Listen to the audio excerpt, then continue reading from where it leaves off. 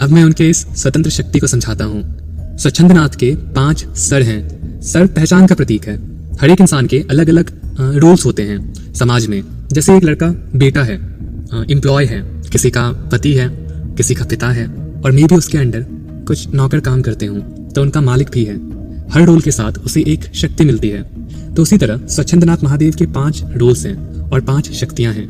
वो क्रिएशन करते हैं, मेंटेन करते हैं इस संसार को, और अंत में खुद में समा लेते हैं। इसी बीच वो कंसील और रिवील भी करते हैं, अर्थात वो हमारे आंखों में पट्टी बांध देते हैं और फिर अपने अनुग्रह से पट्टी खोल भी देते हैं। और उनकी यह 5 शक्ति है: चित्त शक्ति, आनंद शक्ति, इच्छा, ज्ञान और क्रिया शक्ति। अब ये जो शक्तियां हैं वो उनका स्वभाव है, उनसे अलग नहीं है। जैसे अग्नि है, अग्नि की अलग अलग शक्तियां होती हैं, जैसे खाना पकाने की शक्ति, जलाने की शक्ति और प्रकाश की शक्ति, लाइट एनर्जी। ये सारी शक्तियां अग्नि से अलग नहीं है, वो अग्नि का स्वभाव है, वो मिल के अग्नि बनाती है।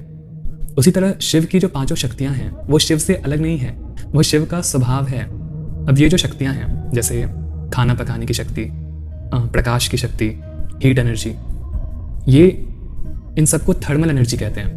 थर्मल एनर्जी के अंदर ही ये तीनों शक्तियां आती हैं आग की।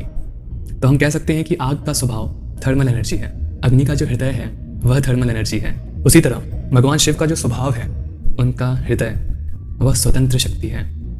इसीलिए शिव सूत्र में कहा गया है, एक सूत्र है, इच्छा शक्ति उमा कुमारी। जो उमा कुमारी है भगवान शिव की पत्नी, वह उनकी इच्छा शक्ति है और वो अपने इच्छा से ही हर कुछ करते हैं। स्वतंत्रता को समझो। एक आम इंसान जो भी करता है उसके पीछे कंपल्शन होता है, स्वतंत्रता नहीं। लेकिन शिव जो करते हैं वह उनका कंपल्शन नहीं होता, उनकी स्वतंत्रता का एक्सप्रेशन होता है, उनकी स्वतंत्रता की अभिव्यक्ति होती है।